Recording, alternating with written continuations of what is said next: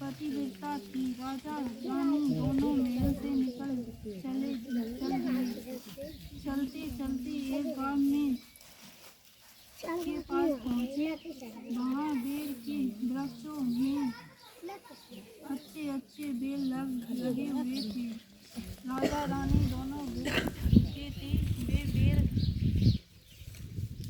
बिनाने लगे, परंतु बेर लोहे के होते चले गए। उसी तरह उसमें राजा व रानी जो वस्तु हाथ में छूते वे वही कंकड़ पत्थर इत्यादि हो जाती। राजा रानी बड़े बूढ़े रास्ते में उन्हें एक बुढ़िया मिली। उसने राजा नल से को पहचान कर राजा रानी को आटा दिया। वे आटा लेकर नदी के किनारे गए। वहाँ रानी भोजन बनाने लगी और राजा स्नान करने लगा।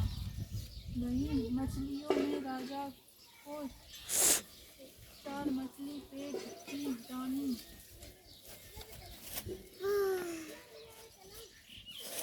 में रोटियां सेककर और मछलियां सुनकर आई।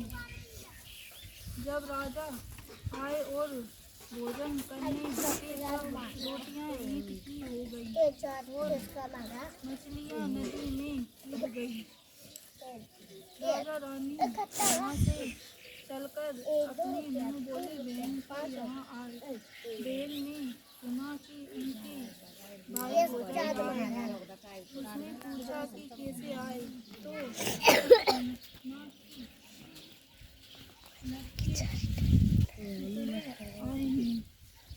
और कैसे आए थे ये सुनकर उसी बड़ी लज्जा आई। उसने एक कुम्हार ने कहा ठहरा दिया।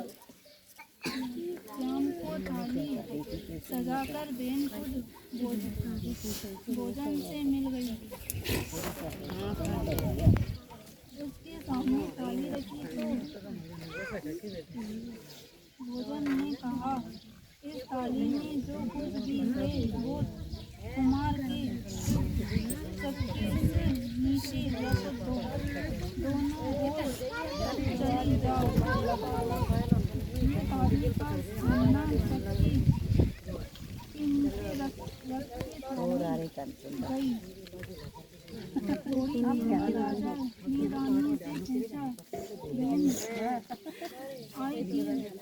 रानी ने कहा, आई थी, पर जो कुछ लाई थी उसने उसके चक्के में नीचे लगवा दिया। राजा ने देखा कंकड़ पत्थर सिवा और कुछ भी नहीं था।